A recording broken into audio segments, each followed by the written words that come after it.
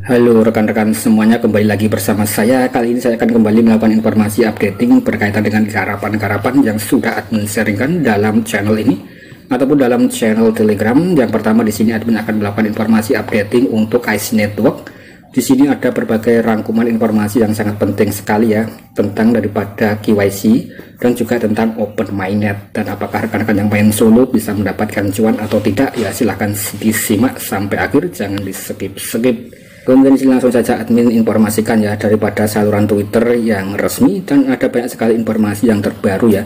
Kemudian di sini admin mencoba untuk merangkumkan informasi dari awal agar rekan-rekan tidak kebingungan. Nah, di sini informasinya admin mencoba merangkumkan dari awal ya. Jadi di sini disebutkan untuk Ice Network itu secara resmi bermitra ya rekan-rekan, ini memutuskan meluncurkan token S di dalam jaringan Ethereum ya selama fase pertama proyek. Kemudian di sini nanti juga akan terdaftar di dalam Uniswap. Kemudian juga memungkinkan untuk bisa diperdagangkan ya, bahkan pada tahap awal.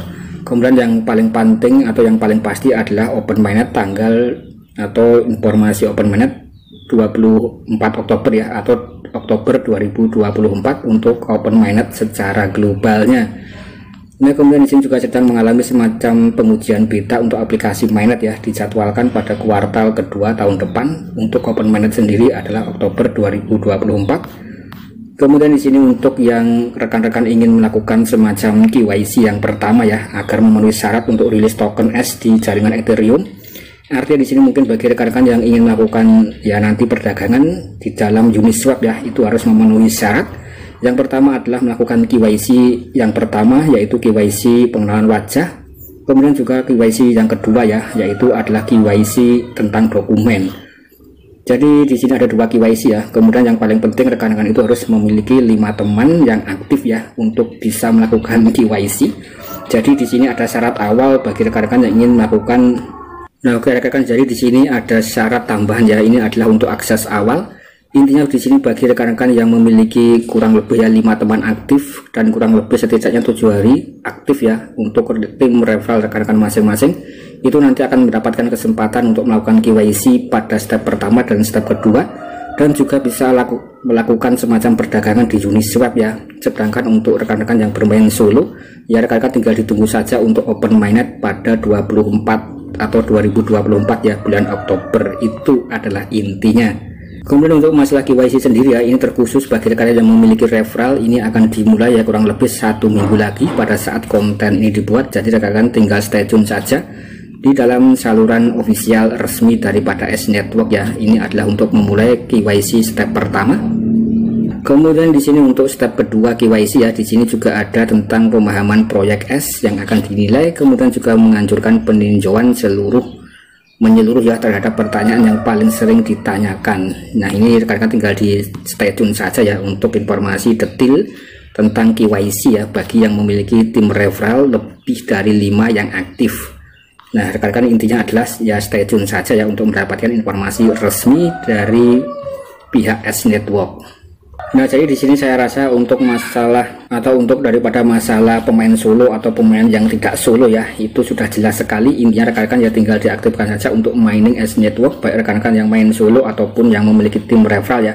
Dan rekan-rekan juga masih bisa berkesempatan untuk terus membagikan kode undangan rekan-rekan dalam grup-grup WA, grup Facebook dan lain sebagainya. Itu bebas untuk memaksimalkannya. Sedangkan untuk masalah harga di sini masih belum ada informasi resmi ya berapa harga Ice Network ke depannya. Dan ini informasi yang paling baru, rekan-rekan juga bisa membaca di bagian FAQ, pertanyaan yang paling sering ditanyakan ya tentang daripada project ini. Dan ini juga ada saluran YouTube. Nah, rekan-rekan juga bisa membagikan kode unik rekan-rekan di dalam saluran-saluran media yang ada ya, dan melakukan dior sebelum mengajukan pertanyaan. Intinya di sini rekan-rekan itu harus membaca ya tentang project Ice Network. Kemudian di sini setiap orang harus memahami tentang proyek S ya agar bisa lolos KYC. Kemudian saatnya Anda mulai membaca dan melakukan riset sekarang jika Anda ingin memenuhi syarat KYC untuk menerima koin Anda. Kemudian core team juga telah berupaya untuk memastikan semua informasi diperlukan dapat ditemukan di situs web FAQ ya.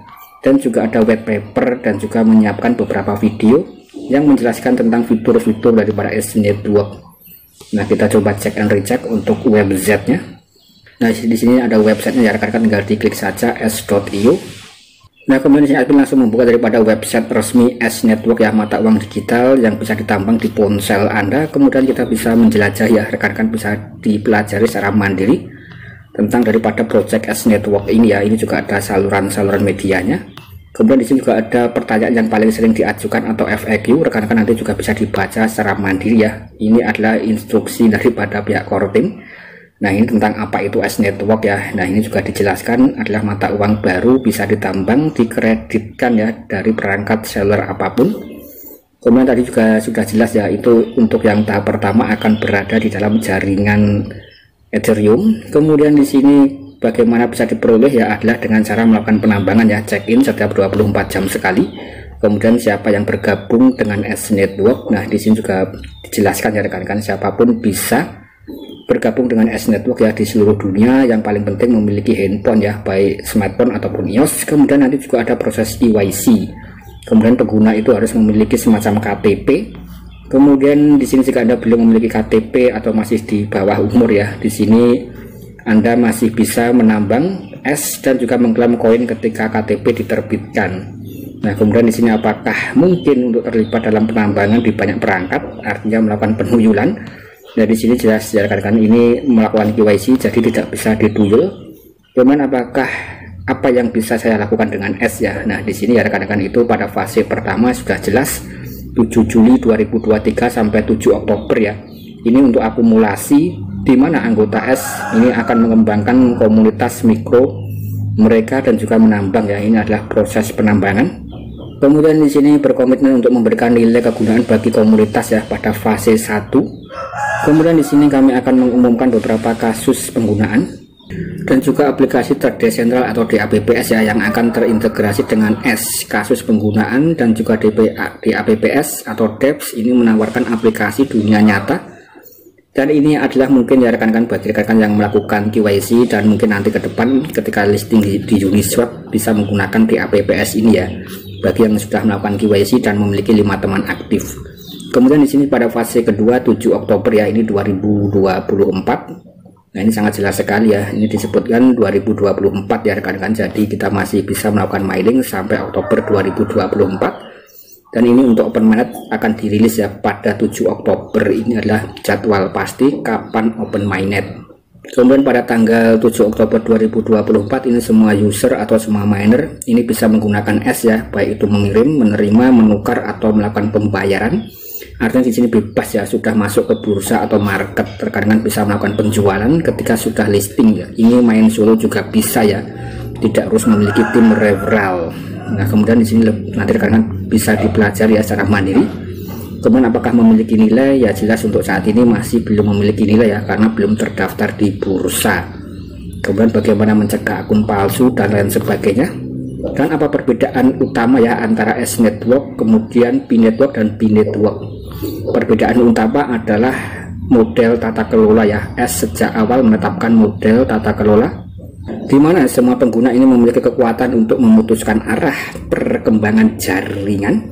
Kemudian di mana para validator ini juga akan memiliki kekuatan voting yang terdistribusi sehingga menghindari konsentrasi di tangan beberapa validator besar. Artinya di sini lebih adil ya untuk S Network. Dan ini juga disebutkan ya rekan-rekan tentang perbedaan project P Network, S Network dan juga B Network ya. Intinya ya sekali lagi cukup mantap. Sedangkan untuk S Network sendiri juga ditambang oleh pionir-pionir P Network ya. Nah, ini adalah sekali lagi bentuk informasi tambahan dan berapa total supply-nya. Nah, di sini untuk total supply didasarkan pada beberapa faktor total pengguna yang terdaftar ya. Jadi di sini masih belum bisa ditentukan sebelum fase 1 ini berakhir ya, atau fase miningnya.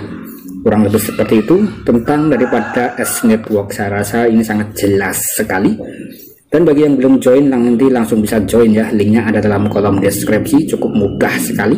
Nah, di sini aku juga sempat membuatkan konten tutorial ya untuk cara melakukan pendaftaran daripada S Network. Nah, di dalam saluran Telegram ataupun di dalam versi video di YouTube ya, ini ada tutorialnya. Rekan-rekan yang belum join langsung join saja ya, disikat saja, main solo itu bisa ya. Nanti open mainnet masih 1 tahun lagi, kurang lebih seperti itu. Semoga ini bisa memberikan informasi yang positif. Jika rekan-rekan suka silahkan tinggalkan like, komen, dan jangan lupa di share kepada rekan-rekan yang lainnya. Sekian, terima kasih.